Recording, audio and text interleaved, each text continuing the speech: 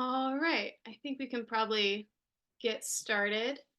Um, gonna kick off with some intros tonight. So, thanks again, everyone, for joining us. Welcome to the second webinar in our series that we are collaborating with the chapter and different national staff on.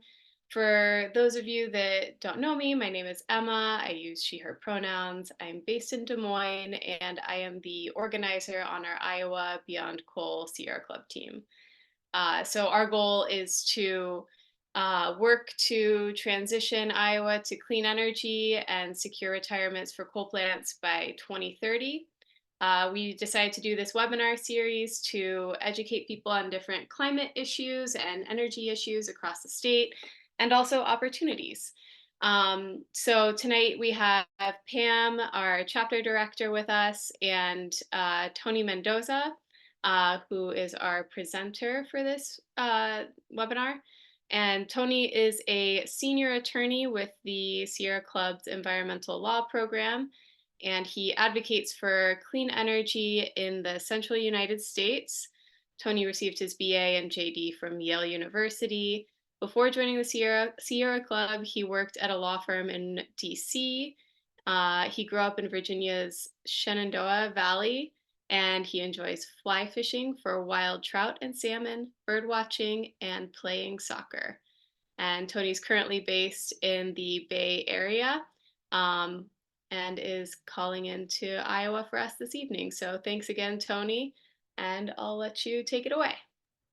Thank you, Emma, and thank you, Pam. And I did grow up in the Shenandoah Valley, and I know there's a town in Iowa called Shenandoah. So anyway, there's that. We have that connection.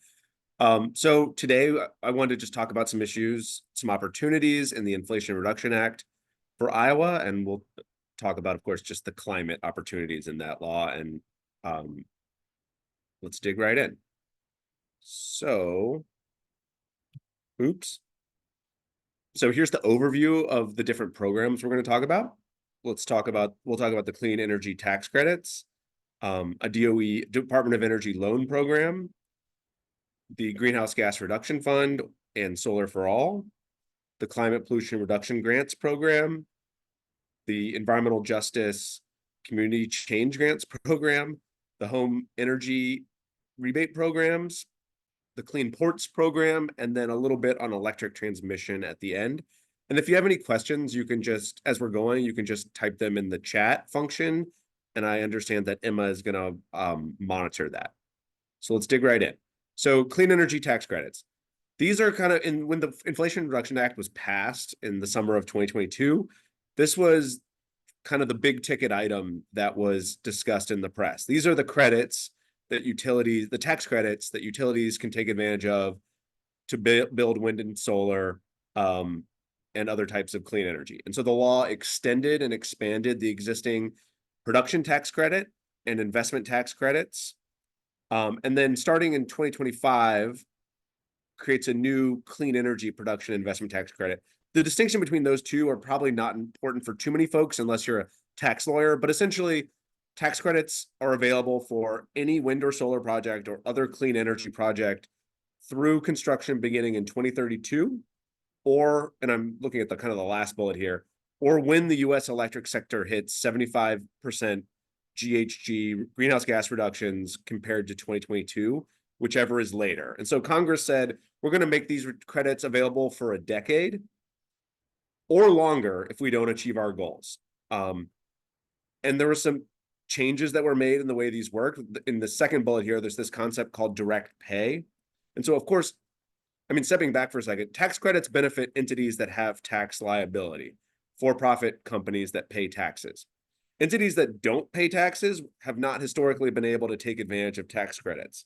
And so Congress fixed this problem in the Inflation Reduction Act with this concept of direct pay. And so now nonprofit utilities, but other nonprofits like local governments, churches, schools can build clean energy and then make a filing with the IRS and receive, essentially a cash payment of the amount that they would have received if they were a for-profit entity. And so direct pay really expands the universe of entities that can take advantage of this funding to build the wind and solar that we need.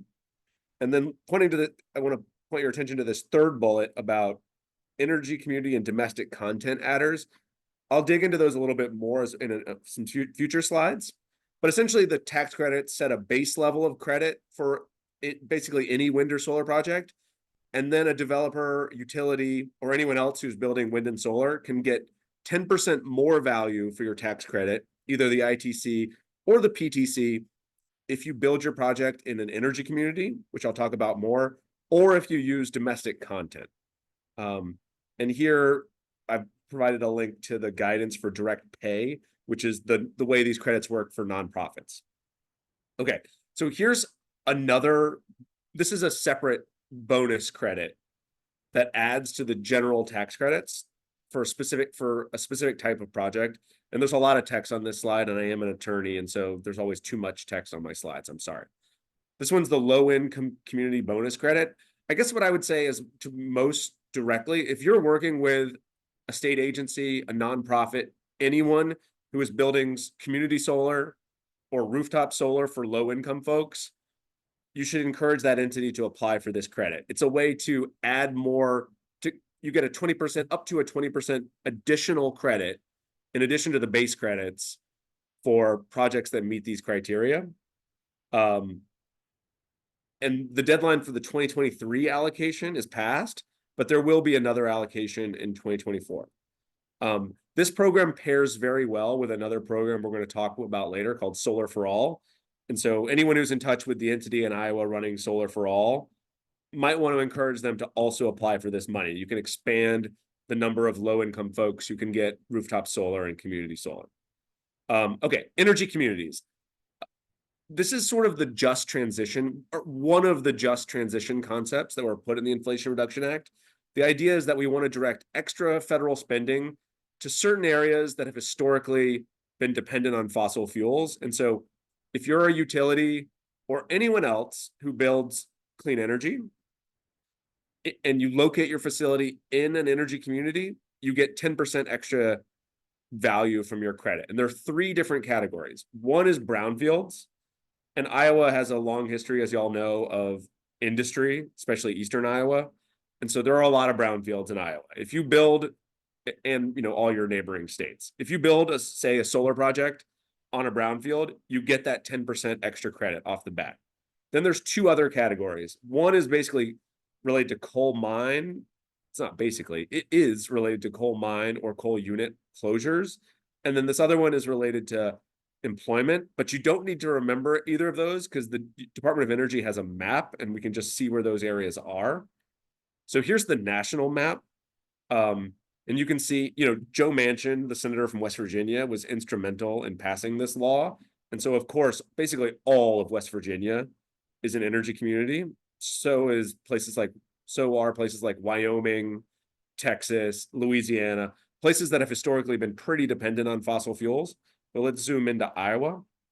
So here's the energy community map for Iowa.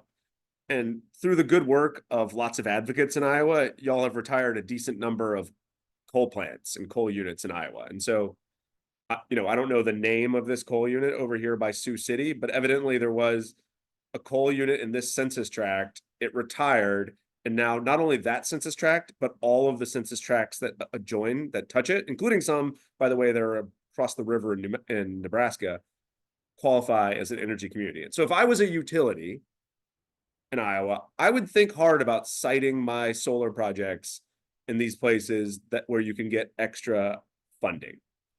And an important note is, as you're retiring more coal units, more of these areas will become energy communities where you can get that extra funding. Okay, and so I mentioned the concept of stacking of credits. So this is how you could get the federal taxpayers to pay for a huge amount of a wind or solar project, or really any clean energy project. The base credit in all these laws, so this one is the investment tax credit. The production, I should explain kind of how those work. The production tax credit pays you a certain number of cents for every kilowatt of clean electricity you produce. The investment tax credit, you you build a battery, say, you build a solar project, you build a wind project, and a certain percentage of the cost of building it is paid by the tax credit. And so this example uses the investment tax credit version of that of the credits, but the same concept works for production tax credits. You can stack different adders to get more value. The math is a little bit easier for the investment tax credit. And since I'm an attorney, I'm going to use the easier math to explain and understand. But the base credit, investment tax credit, is 6%. So if you built, let's just say a solar project costs $100 to use a simple number. Obviously, solar projects cost more than that. The base credit is $6. You would get six of your $100 project paid for through the tax credit. But if you meet prevailing wages and other labor requirements, which basically every project is going to do because of the incentives to get this credit, it's up to 30%. $30 of that $100 project is paid for by the federal government.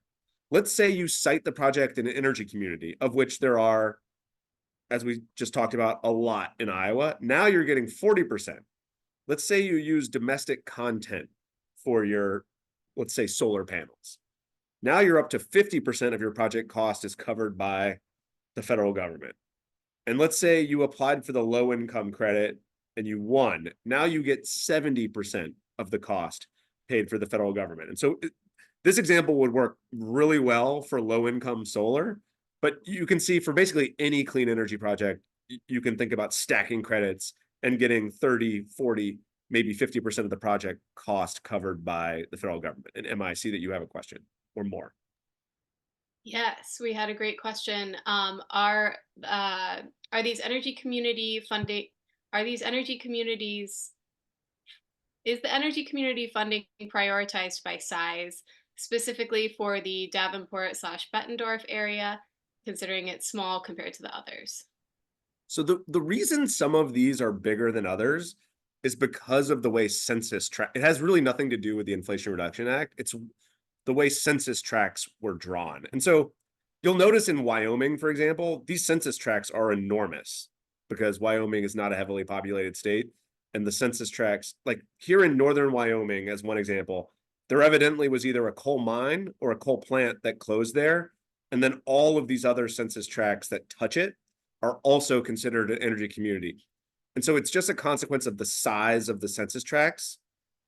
If you look in the east over here, like these census tracts in Pennsylvania are a lot smaller. But let's look at Iowa again. So Davenport, there evidently was either a coal plant or a coal mine that closed there. I would guess it must have been a coal burning power plant because I doubt people were mining coal in the middle of Davenport, Iowa. But the reason this is geographically smaller is just because the census tracts have been drawn, they're smaller there. Whereas here along, the Mississippi River here, it looks like the power plant that closed was on the other side of the Mississippi from y'all. But all of these census tracts adjoin it. And so the size of these areas is very closely, or it is dependent on just how the census tracts were drawn, unrelated to the Inflation Reduction Act, just how the census has worked. I hope that was helpful. Do we have another question or should I keep trucking? I think you can keep going. Okay. So stacking of credits is an important concept. If you're engaged with the big utilities, the main one to advocate for is the energy community credit. And then because they can site their solar project in these areas, and then domestic content makes a lot of sense for wind projects. We hope soon because there's a big ramp up in wind production domestically. And one day solar, although a lot of times you'll hear from utilities, there's not as much domestic solar available now, but these two credits are the ones that, bonus credits, I should say, are the ones that, the big utilities should be thinking about. Okay. Happy to answer more questions about clean energy credits if folks have them, but let's talk about a different program, which is the Department of Energy Infrastructure Reinvestment Loan Program, which is a mouthful. Here's a lot of text about what this program is. Essentially, the Department of Energy has loan authority to give low interest loans to owners of fossil fuel infrastructure to repurpose that fossil fuel infrastructure to clean energy. The loans they're going to be low interest loans. They'll be cheaper than corporate loans. They can include the payment for environmental remediation. The eligible entity is really the owner of any fossil fuel infrastructure, a power plant, a collection of gas stations. Let's say there's a corporation or person who owns 30 gas stations in Iowa and wants to switch them all to be EV charging facilities. You could apply for a loan in theory to get that. The one, I work in the Beyond Coal campaign, and so I, of course, mostly think about coal plants and gas plants and power plants. But really, any type of repurposing of fossil fuel infrastructure to clean energy. And DOE offers free pre-application consultations. If you're in touch with any utilities, including municipal utilities or rural co-ops or other nonprofit utilities, I would at least encourage them to take advantage of this pre-application consultation. I mean, it's free. They can see what the DOE could do to help fund some of their projects.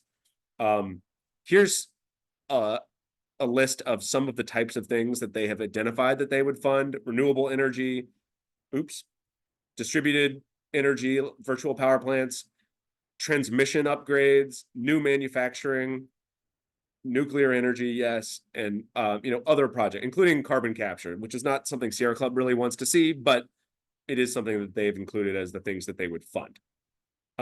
Here's an excerpt from an op-ed written by Jigar Shah, who is the government official who runs this program. And there's a link, if you want to read this op-ed, there's a link to it right here at the top of the presentation. And basically Jigar Shah was saying, hey, here's the types of projects that we would fund. And I thought this was a good example where you replace a coal plant with a large battery and solar, you do environmental remediation, you pay for part of the remediation with some of the loan, and your customers will benefit because it's a low interest loan that is very competitive with any other way of raising funding. And this is maybe a little wonky, but this is the interest rates that they're offering. And so the EIR is this DOE program that I'm talking about. And you can see that the rates here, for a 20-year loan, 4.5%, it's lower than basically any commercial loan. So this is a good program for anyone who's in touch with coal plant owners that are thinking of retiring, or transmission owners that want to upgrade their transmission line, and lots of other ways to repurpose fossil fuel infrastructure. It's a loan program, free consultation. Encourage your utilities to at least consider it. Okay, trucking right along.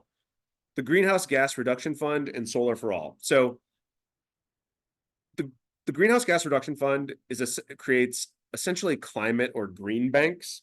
If you look at this diagram over here on the right, there's two basic funding streams here. 20 billion goes to nonprofit financing entities. I would just refer to those as green banks or climate banks.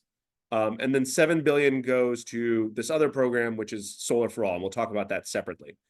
What is a green bank? Green banks essentially take government or nonprofit money and then lend it out to developers who do certain projects for low-income folks or other folks who aren't historically able to access capital to do climate projects, or have a hard time accessing capital. And EPA runs this program. They're doing it through 3 different competitions. There's $14 billion, which is a lot of money, going to 2 to 3 national green banks, which will be able to do business in every state, including Iowa. And then there will be $6 billion for regional hub nonprofits, which will fund other nonprofits and create other climate banks. And some of those regional banks will likely be able to do business in Iowa. And then there's $7 billion going to Solar for All, and Iowa will certainly get its share of Solar for All. I don't want to dwell on this too much, but these are the projects that the green banks are eligible to fund. So it's zero emissions distributed generation, rooftop solar, things like that, decarbonization building retrofits, and zero emissions transportation projects, electric vehicles, EV charging, public transit, things like that. I want to briefly mention CDFIs.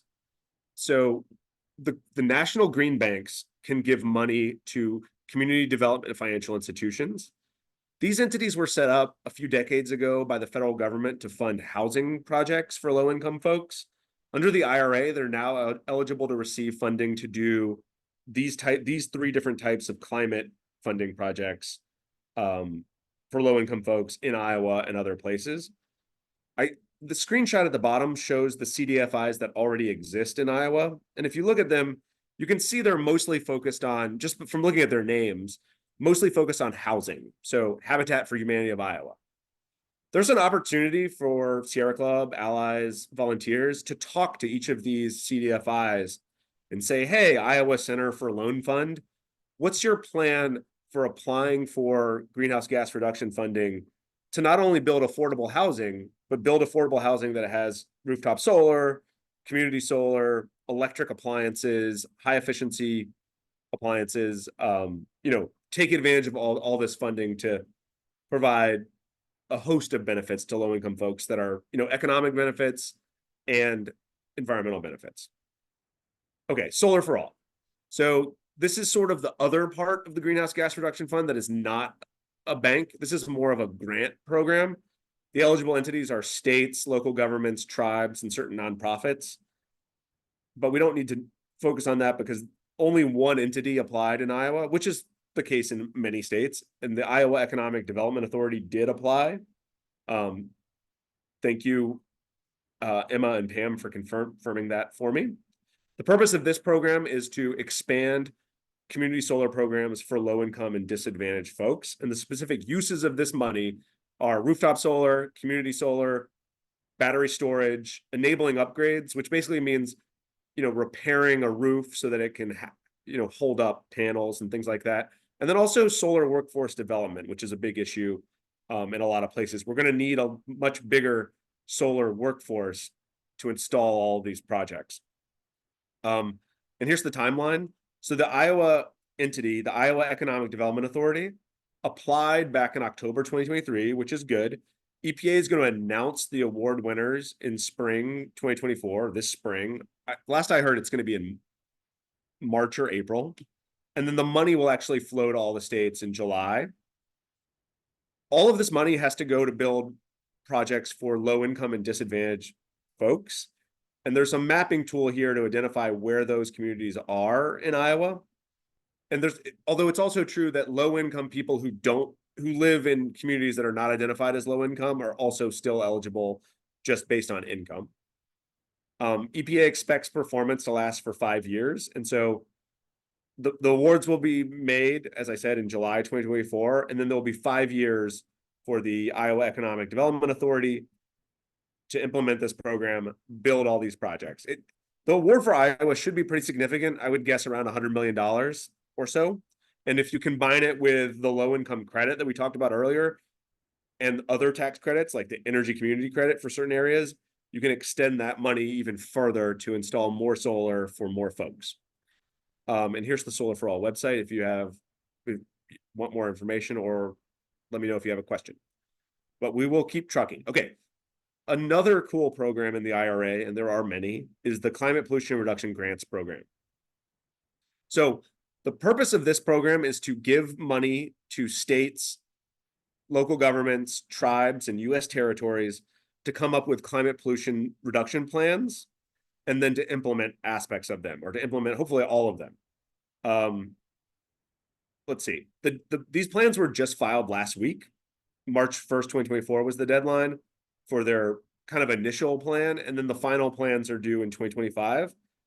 Unfortunately, as many of you probably know, the state government turned down this money, and so Iowa is one of 5 states that didn't accept this money. But you weren't left behind because Cedar Rapids and Iowa City accepted money and submitted a plan. Des Moines accepted the money and submitted a plan, and Council Bluffs was part of the Omaha plan. Here's the map of all the places that accepted the money. And so you were one of 5 states that said no, along with Wyoming, South Dakota, Kentucky, and Florida. But the metro area plans cover a big chunk of Iowa. Essentially, the governor's decision left rural Iowa behind, while metropolitan Iowa is able to take advantage of the funding. And implementation grants. And so the next stage of this program is for all of those entities, the cities in Iowa that applied, including Omaha, Nebraska, should apply for implementation grants by April 1st, 2024, which is, less than a month away. And so if any of you are in touch with these cities or city officials who worked on those plans, you might say, good job for doing the plan. Thank you. Make sure to apply for the implementation grants to, get some money to implement your plans. And I looked through the plans pretty briefly for the Iowa cities, and they go all of them focus on energy efficiency projects for residential, public housing, and electric vehicle related projects. And so there's a lot of good stuff in those. There's much more than just that, but I would say those are the core focuses of the plans, to focus on energy efficiency and electric vehicles. And then if you're interested, Sierra Club has suggested measures for all of these plans for transportation, buildings, clean electricity. And I think Emma's going to send this presentation around. And if you want to click on these links, you can see the full range of measures. But these 5 bullets kind of summarize some of the core measures we're suggesting for basically every state, every city. Whole home retrofits, which is rooftop solar, energy efficiency projects, electric stoves, insulation, things like that. EV charging, all electric vehicles for city and state fleets in particular. That's kind of like the lowest hanging fruit of getting electric vehicles out on the roads and building demand for EV charging. And then, of course, building wind or solar projects, and then job training for the clean energy transition. Okay, another program, the Environmental Justice Community Change Grants. This is one of the few programs where the eligible entity is all the other programs, local governments or state governments can apply. This program is it's $2 billion for disadvantaged communities to apply for grants to deal with pollution problems in their community. And the eligible recipient is a community-based nonprofit in coalition with another community-based nonprofit, or with a tribe, a local government, or an institution of higher education. And the list of eligible projects here is much broader than in the rest of the Inflation Reduction Act. All the other programs we've talked about so far today are basically focused on climate pollution, or at least air pollution. The Community Change Grant Program can be used for really any type of environmental problem that a community is dealing with. And I won't read all the words on the slides here, but toxics, lead pipes, or lead in water, or I don't know, some sort of toxic substance in low-income housing, or toxics in the air. Anything that's an environmental problem that a local community is dealing with, the Community Change Grant could fund work to clean that up. Including this last bullet I will mention specifically is facilitating engagement of disadvantaged communities in public processes. Let's say, I don't know, an oil refinery was proposed for a particular community. A nonprofit in that community could apply for a change grant to hire an air modeling expert to help the community understand the impacts of it. And so this program is pretty broad in its application, and unlike all the other programs, it's focused on community-based nonprofits. Yes, Emma. Yeah, so we had a question on the environmental justice tracking tool. What you think about it, if you use it, and if it was developed because of the Justice 40 initiative. Yeah. So where's my link to that? So the climate and environmental justice, what the S stands for, but this is the tracking tool that the Biden administration created. And the questioner is correct that that tool was created to help make sure that 40% of federal spending is directed to disadvantaged communities, including in the Inflation Reduction Act, and a bunch of other programs. In terms of what do I think of it, I think it's a good tool for identifying geographic areas that can and should benefit from these programs, including Solar for All. I would say it's not the be all and end all for any of these programs, including Solar for All. As I mentioned in the parenthetical here, there's 3 other means of identifying, which folks can benefit from the program. And I can provide more information on that if folks are interested. But I would say the mapping tool is one of the primary ways of identifying, where the Solar for All spending can and should go. And if you go to it, you can, zoom in on Iowa, zoom in on your community, and you'll see if you look at Des Moines, for example, you'll see that there are neighborhoods in Des Moines that qualify and some others that don't. And it'll be important as the state agency, what's it called again? The Iowa Economic Development Authority, as they're focusing on like how to build solar for all to benefit, well, how to build rooftop solar and community solar to benefit folks. They're going to want to use this mapping tool to understand which neighborhoods are there to, or should be prioritized. Although for those of you who obviously your state much better than I do, I I'd be curious if you think the mapping tool is doing a good job of capturing kind of all the disadvantaged communities in Iowa. And if not, you might want to think about, well, what do we do with the other three means of identifying folks who can benefit, including geographically, I think the term is geographically dispersed low income and disadvantaged folks. So a low income person who happens to live in a more affluent community could still benefit from solar for all. And so I don't know, to answer the question, I think it's a pretty cool and useful tool, but I wouldn't solely rely on it. I would encourage the Iowa Economic Development Authority to solely rely on it for how they're going to go about using solar for all. It also, as the commenter noted, is relevant for a bunch of other programs that the federal government is doing. Although I think among those that we're talking about today, it's Solar for All is the one that I know of that relies on that mapping tool. Let's see, where were we? So change grants timeline. EPA put out its funding notice for the change grants in November. It's a 1-year rolling application process, meaning a community-based nonprofit can apply anytime now, starting now. The deadline, though, is in November 2024. The EPA has said, the earlier you apply, the more likely if you apply earlier, you're more likely to get an award earlier. And so if any of you are in touch with environmental justice groups in Iowa, I would certainly encourage them to start considering applying as soon as possible.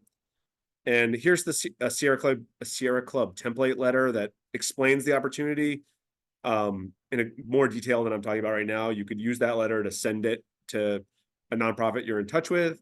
And then here's the EPA website for that program. And in general, EPA has really good websites for all of these programs with webinars, frequently asked question documents. And, they're trying to make all these programs as accessible as possible, recognizing there are a lot of opportunities available for local governments and states. And so it can be a little bit bewildering for folks, but I think EPA is doing a pretty good job of trying to explain these opportunities. Okay, home energy rebates. This is, of all the programs we've talked about, this is the only one where if the governor says no, the state will be entirely left behind. As we already talked about with the climate pollution reduction grants, the governor said no, but the cities were able to take advantage. These rebates, it's up to the state governors, whether the state governments and governors to decide. And so there's two different home rebate programs. One has the useful initialism of HOMES, or I guess that's an acronym.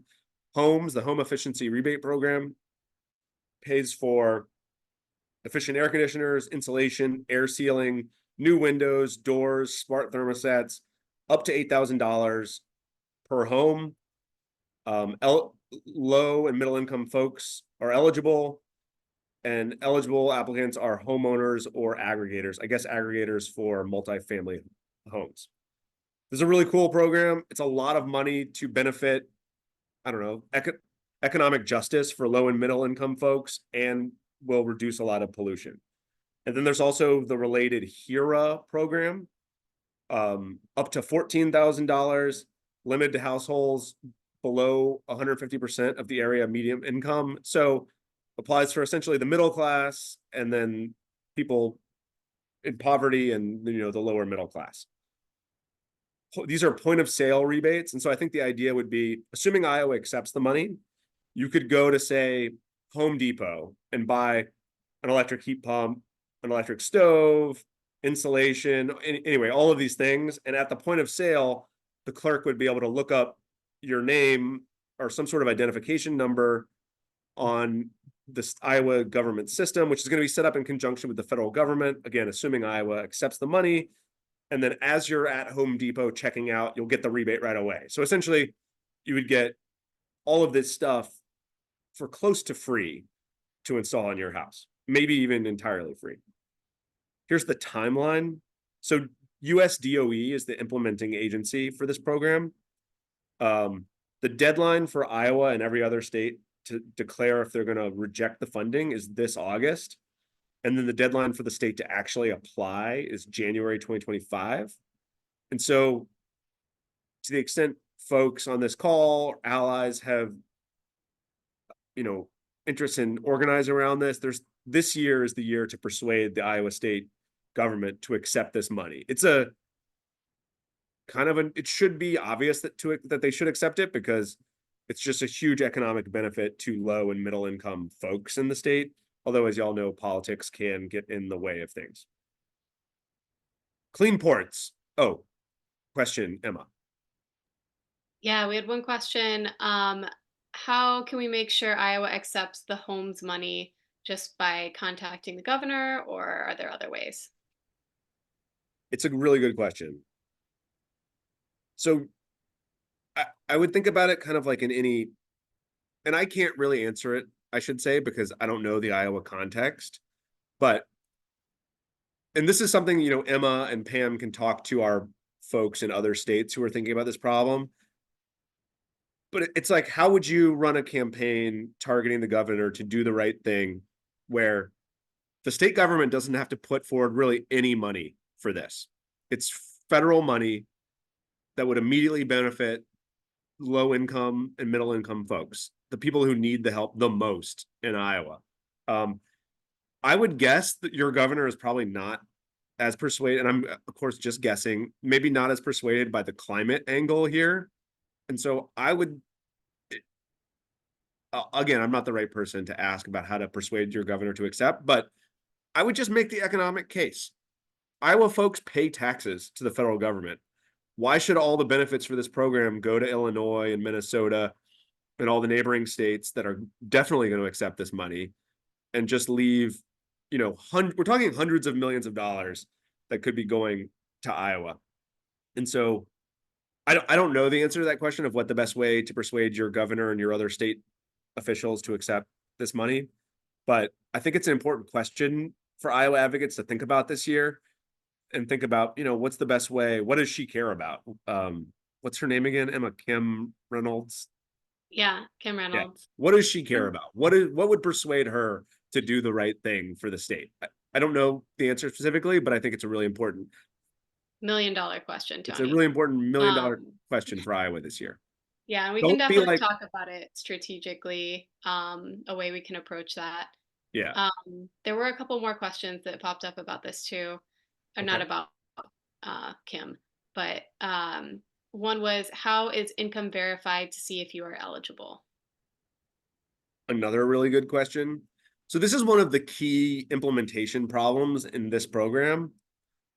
My understanding is USDOE, the Department of Energy, in working with all the states, is going to set up an online system to verify folks' income.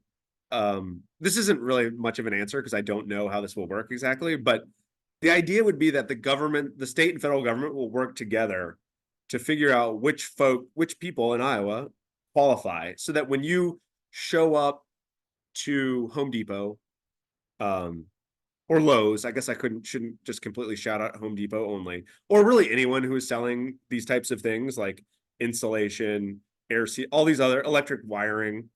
You should be able to just type in, the clerk at the store should be able to look you up on the government website to find you, and then identify, I guess check your ID and make sure it's really you. And then you should be able to get this point of sale rebate. I think in reality, the people who are going to be doing this are going to be the contractors. So like whatever contractor was hired to retrofit your own house or an affordable housing building, or, other multifamily homes. I think it's in most likelihood, it'll be the contractors who will be doing this, but that was not maybe the most direct answer, other than to say there is going to be a website where folks who sell these things will be able to look up who in Iowa, if y'all accept the money, which you should, is eligible. It's a huge, if you Google that problem, income verification homes rebate program, you'll see there's a lot of chatter about that being, it's going to be a difficult issue to figure out. Although a lot of smart minds in the federal government and in a bunch of the states that are already thinking about this are digging into how best to do it. So it's a good question. I, can't really provide too much detail on how it will work other than it's going to be a website. Hopefully it'll be user friendly. Keep trucking. Okay. Just a few more programs. Okay. Clean ports. And you're probably thinking, Tony, Iowa, we don't have an ocean. Why are you talking to us about clean ports? Okay. But it does apply to Iowa. So the Clean Ports program is $3 billion to fund zero emission port equipment to reduce, hazardous pollution and climate pollution from ports. It applies to marine, what you would think of as a port, a marine port in, I don't know, Virginia or California or New York, but it also applies for river ports. So all the ports on the Mississippi, on the Missouri River, also dry ports, which are truck and rail facilities that handle a certain amount of goods.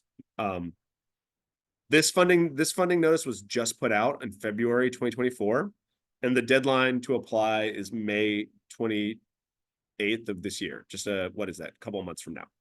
So, and eligible entities are a port authority or the state or local government with jurisdiction over the port. So, I don't know, Davenport, Iowa. There must be a port there, I'm guessing, on the Mississippi River. Let's say there's a local port authority or the city government oversees that. If you live in that community, I would just encourage your local government to think about applying. It's, again, free money to upgrade equipment at these ports, both to benefit the economy of Iowa through jobs creation and also reduce pollution. And here's the Sierra Club template letter again, which kind of like sets out the basic details. And if you wanted to send your mayor a letter, you could borrow that template letter and send the letter. Of course, as with all things, it's probably better to just talk to your mayor or whoever oversees the ports. But this is a really big program for environmental justice in a lot of communities because ports tend to have a lot of diesel truck traffic and other diesel equipment, on the actual barges or ocean going ships too. And so this is a really important environmental justice program and a climate program. And it happens to be live right now with the funding notice just published by EPA, and the applications are due in May. So if you have any questions about that, happy to answer them or try to answer them. And these are EPA's goals for the Clean Ports program, which I basically already mentioned: reduce diesel pollution, promote environmental justice, have zero emissions operations for all domestic shipping, and they want to have meaningful community engagement for the people who live near ports. Okay, and the last section is electric transmission. And there's not a lot of money in the Inflation, or there aren't a lot of programs directly focused on electric transmission in the IRA. There are some, and so let's talk about it. Okay, but first of all, why do we care about transmission? Basically, the lack of electric transmission is preventing coal retirements. It prevents renewables from coming online, and it also threatens reliability in extreme weather events. And there's a lot of studies that have shown this, but the Department of Energy has done a study that we need to expand the transmission system by about 60% by 2030, and then even more so by 2050 to meet our climate goals. And so, while few people just love transmission lines, if you care about climate, you have to, I think, at least be okay with building them, and we need to build a lot. There's 3 programs that I wanted to mention. This first program it gives the Department of Energy loan authority to help fund transmission lines in areas that are in a national transmission corridor of interest. And so the Department of Energy last year did a study, which is this last bullet on the slide, looking at electric grid congestion around the United States. The Department of Energy is soon supposed to designate corridors of interest, areas that we especially need transmission to alleviate congestion. And then once those designations are made, the Department of Energy can provide low interest loans, to the developers of transmission lines in those areas. The next program is grants for siting of transmission lines. And so this is money that states can apply for to help locate and site where transmission lines should be. And like the other program, it's administered by the US Department of Energy. And then the last transmission related program is the Interregional Transmission Planning and Modeling Grant Program. And this is a decent chunk of money, $760 million to do, sophisticated modeling to determine where we need to build transmission to support decarbonization. There's a specific focus on interregional transmission and offshore wind. And so interregional in this context, for those of you who might be familiar, there's two power grids in close to Iowa. I think most of Iowa is in the MISO grid. Nebraska is in the Southwest Power Pool grid, the SPP grid. And so one of the things we need is to better connect to these different regional grids. And so this money could help pay for that type of, well, modeling to build that type of transmission. And that is all we have. But I would be, of course, happy to take any questions folks have.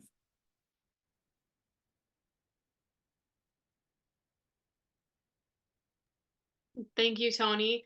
I know we have one question from a student activist and member that couldn't be here tonight, but was planning to watch the recording and wanted me to ask about how schools can take advantage of the IRA, particular. So, for example, like getting solar panels on Okay. a high school.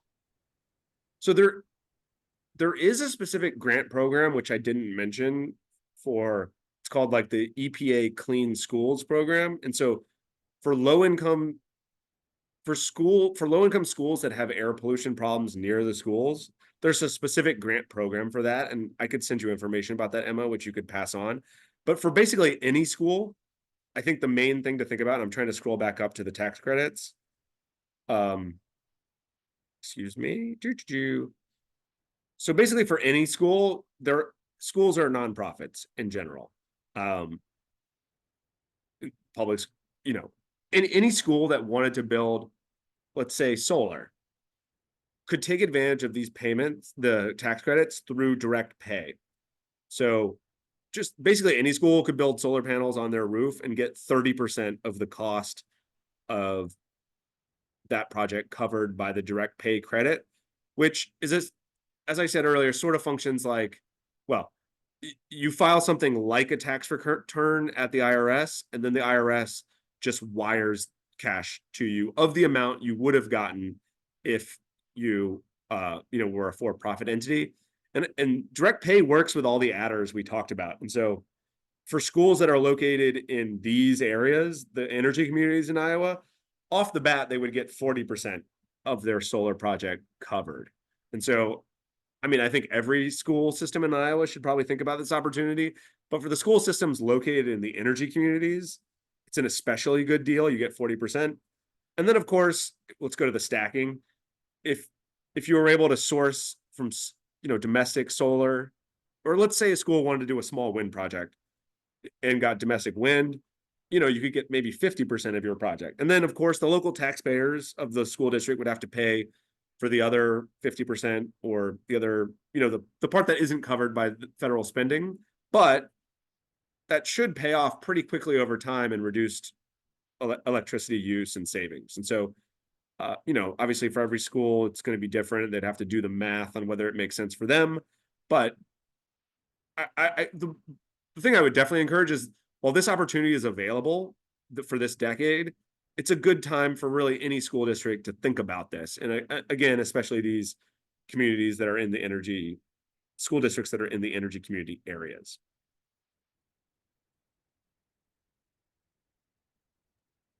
Cool, thank you. We had one more about what programs are still that cities are still eligible to apply for. So there are a lot. Let's go to our list of program.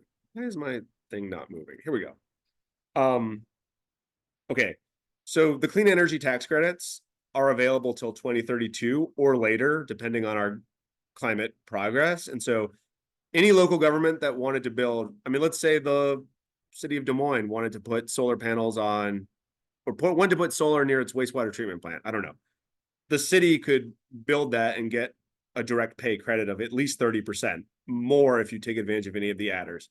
And so these clean energy credits are available for all local governments, at least through 2032. The loan program here is available. Local governments can apply for that if they own fossil fuel infrastructure. That probably makes the most sense for a municipal utility, but maybe there could be, gas boilers in government buildings that they want to replace. So, I mean, in reality, there's probably almost any city probably owns some fossil fuel infrastructure. This loan program, the deadline for DOE to make awards is September 2026. The DOE has not announced yet a deadline for when like applications must come in, but essentially it's probably like sometime in 2025 you need to get your application in. Solar for all, cities can't apply for that anymore, but when the Iowa Economic Development Authority gets its award for solar for all this year, cities can work with that entity to have solar built for low income folks in their communities. And so I would certainly want to have cities that are interested have solar for all on their radar. Climate pollution reduction grants, the deadline for implementation grants is April 1st. And so, there's a little bit less than a month left for folks to apply for that program. The EJ Community Block Grants Program, as we mentioned earlier, is targeted mostly at nonprofit groups, but a nonprofit environmental justice group can partner with a local government. The deadline for that program is November of this year. Local governments don't really have a role in the Homes HERA. That's all up to your governor. And then the clean ports, the deadline is May. And so for cities on the river ports, or if there are cities that oversee what are called dry ports under the program, a rail and truck inland port, the deadline for that program is, isn't that May also? I know I have it on my slides. Yeah, May. And Awesome. those are the programs that I know of that cities can apply for. There may be a few others. I should mention I'm presenting on the IRA programs that are most likely to present opportunities for cities. There are some other programs out there, but these are the main ones.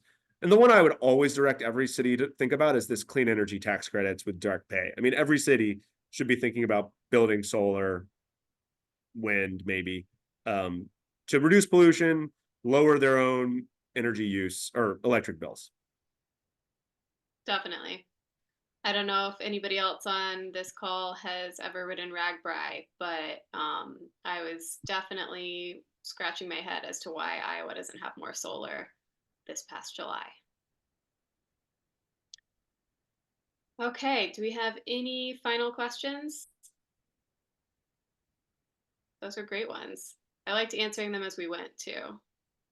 So thanks for letting me interrupt, Tony. My pleasure. Thank you for inviting me.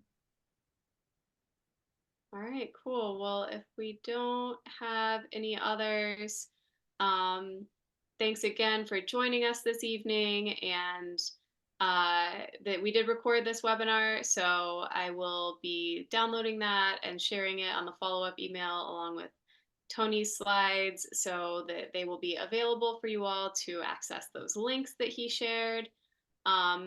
And Pam shared a link over in the chat as well for the Iowa Economic Development webpage on homes and energy efficiency programs. So that's a good one too. Mhm. And yeah, thanks for joining us on this Wednesday evening. Had to double Thank you, check Em. the day there. Thank you, Emma. Thanks, Tony. Thank you all. Have a good rest of your night. Bye, everyone.